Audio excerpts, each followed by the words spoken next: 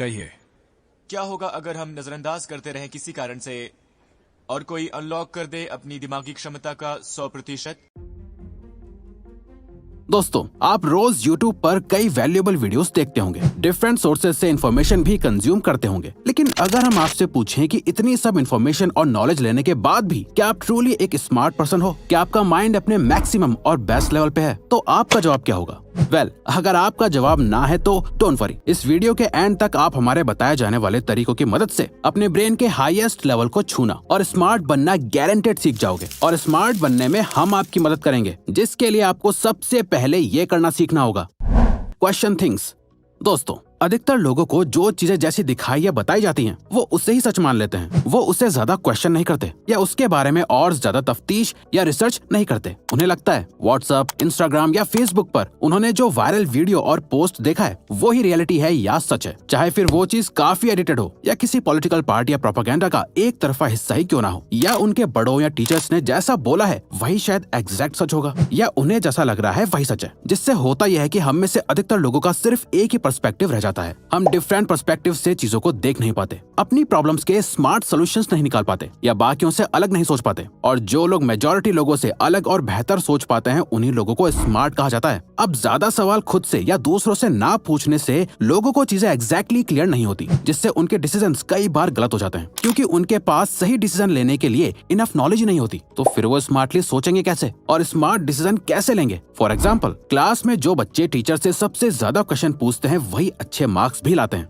अगर न्यूटन ने खुद से ये सवाल नहीं किया होता कि एप्पल पेड़ से नीचे ही क्यों गिरा, ऊपर क्यों नहीं गया, तो उसने लॉ ऑफ ग्रेविटी को डिस्कवर ही नहीं किया होता। मगर आपको इतने बड़े बड़े सवालों के जवाब ढूंढने की जरूरत नहीं है। आप बस आसानी से किसी भी चीज को एक्सेप्ट मत करो, बल्कि चीजों को डीपली समझने की कोशिश करो और उनके पीछे छुपे जवाबों को ढूंढो। ये आपको रिलेशनशिप्स में ज्यादा अंडरस्टैंडिंग बनाएगा। आप सामने वाले को अच्छे से समझ पाओगे। अपने करियर में आप दूसरों से ज्यादा अच्छा परफॉर्म कर पाओगे, क्योंकि आप एक ही चीज को कई डिफरेंट एंगल से समझ के उस पर एक्ट कर पाओगे और ओवरऑल लाइफ में स्मार्ट डिसीजंस ले पाओगे, जो आपके सोचने के तरीके और ब्रेन पावर को इम्प्रूव करेगा। Play daily brain challenging games.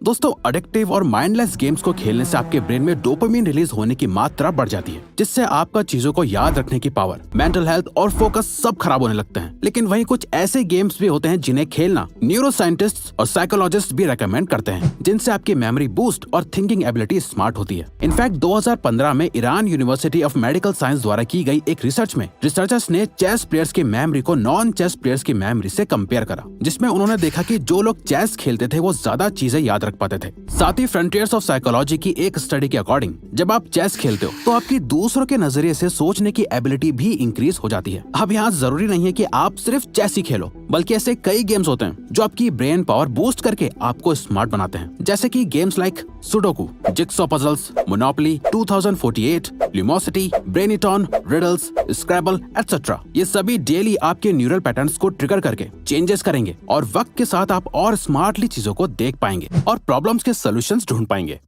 Just read something and read unusual. दोस्तों, ये हम अपने खुद के पर्सनल एक्सपीरियंस से बोल रहे हैं। अगर हम अपने फोकस का क्रेडिट किसी चीज को दें, तो उसका एक बहुत बड़ा हिस्सा और रीजन डेली रीडिंग भी है। और साइकोलॉजिस्ट बताते हैं कि रीडिंग हमें सिर्फ और ज्यादा इंटेलेक्चुअल ही नहीं बनाती, बल्कि रीडिंग हमारे ब्रेन का फोकस भी बढ़ाती है, साथ ही शार्प और स्मार्ट भी। इवन ईयर 2009 में scientist Timothy Keller and Marshall ने दुनिया के सामने एक एविडेंस रखा, जिसके अकॉर्डिंग रीडिंग से हमारा ब्रेन खुद को फिजिकली रिवायर करता है, यानी अपने न्यूरल कनेक्शंस को और ज्यादा बढ़ाता है और साथ ही हमारे ब्रेन के अंदर व्हाइट मैटर ज्यादा बढ़ाता है। अब ऐसा इसलिए होता है क्योंकि जब आप रीडिंग करते हो तो आप अपने पर्सपेक्टिव को चैलेंज करके अपने माइंड में एक नई या इम्प्रूव्ड इन्फॉर्मेशन रजिस्टर कर रहे होते हो। वर्ड्स को पढ़ते हुए आप उस सिचुएशन को इमेजिन करते हो, अपने माइंड में पिक्चर्स क्रिएट करते हो और उस चीज के बारे में बहुत ज्यादा सोचते हो, जो आपके ब्रेन के कई सारे पार्ट्स को एक साथ एक्टिव कर देता है। रीडिंग करना ऐसा ही है जैसे फिजिकली स्ट्रांग बनने के लिए आप जिम जाके एक्सरसाइज करते हो, वैसे ही रीडिंग करने से आपके ब्रेन की एक्सरसाइज होती है और आपकी मेंटल मसल्स बिल्ड होती हैं, जो आपको ज्यादा स्मार्ट बनाती हैं। यही रीजन है कि वर्ल्ड के अधिकतर स्मार्ट और सक्सेसफुल लोग आपको बुक्स पढ़ते हुए या बुक्स का जिक्र करते हुए दिखाई देंगे।